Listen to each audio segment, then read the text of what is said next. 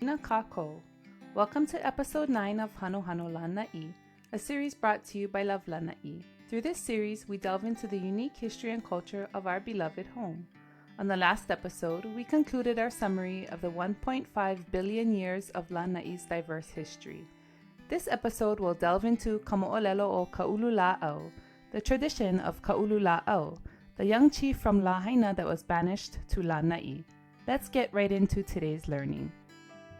The most detailed account of the tradition of Kaululāʻau appears in Kanu Pepa Ku'oko'a, submitted by W.N. Pualava as a serialized publication in 1863. The Chronicle of Kaululāʻau's adventures was included as part of a series entitled Ka Moʻolelo o Eleio. Eleio was a famous runner and messenger of Kaululāʻau's father, the Aliʻinui or ruling chief Kaka'alaneo. Kaululāʻau was born to Kelekeleo Kaula. As a child, Kaululāʻau was very mischievous. The Moʻolelo informs us that he went around and uprooted all of the ulu or breadfruit trees and the kalo or taro, as well as the uala and all of the other food crops of the people of Lahaina. He created many problems for his parents and the people of Maui. Eventually, because of his mischievous ways, Kaululāʻau was banished from Maui and sent to Lānaʻi to fend for himself. At this particular time, it is believed that Lānaʻi was only inhabited by spirits that did not allow for a human population to become established on the island. Kaululāʻau was brought by canoe to Lānaʻi and left on shore on the eastern coast of Lānaʻi at a place that now bears his name near Keomoku. He was left with only 2 stalks of sugarcane for food. Pualeva's version of the tradition notes that Kaululāʻau was accompanied by his own personal god Lono, who helped Kaululāʻau protect himself as he traveled around the island. The first evening that Kaululāʻau spent on Lānaʻi, he was instructed by his deity Lono to sleep in a cave at Waiahoʻolaʻi, a little ways down the beach from where he was left by the canoe. Kaululāʻau spent 4 nights unbothered in this cave. On the evening of the 5th day, Pahulu, the leader of the spirits, appeared before him and asked, "Kaululāʻau, where are you going to sleep tonight?" Kaululāʻau answered, "In that clump of puakala." Pahulu devised a plan to kill Kaululāʻau that evening, but when Pahulu and his minions arrived at the clump of puakala, Kaululāʻau was nowhere to be found, as Kaululāʻau intentionally lied to Pahulu because he knew that Pahulu wanted to kill him. This happened for several more nights. Each night, Pahulu asked Kaululāʻau where he would sleep, and each night, Kaululāʻau deceived Pahulu and the spirits, indicating a different location each night. Kaululāʻau traveled around Lānaʻi, traveling from Keomoku to Kalaihi to Kaha'ulehale, Kaena, Honopu, then Kaunolu.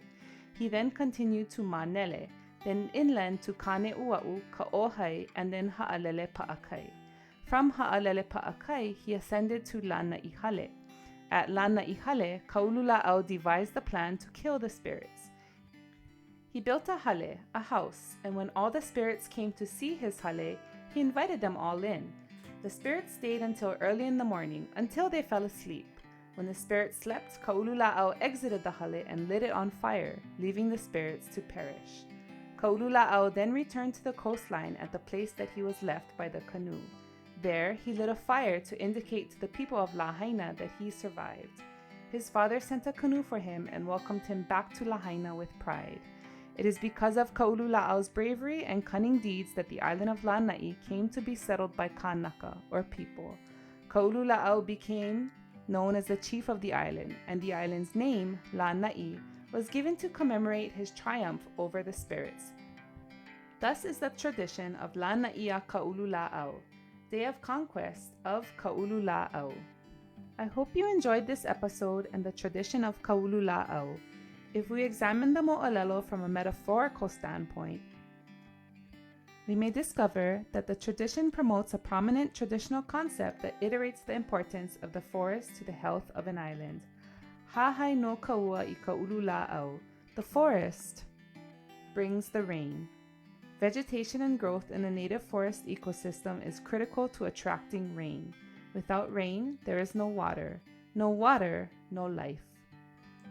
It's no coincidence that Kaululāʻau, whose name translates to the forest grove, is named such, and that his deity Lono is the Hawaiian deity of fertility and agriculture. According to traditional thought, famine, sickness, and poor living conditions caused by drought and lack of natural resources were believed to be inflictions sent by akua, or spirits. Thus, the value of aloha aina, or love and care for the land and the natural resources, and treating it like it's our ohana, or family, shines through. I hope you enjoyed today's episode. Until next time, ahui ho, and thank you for tuning in. Aloha.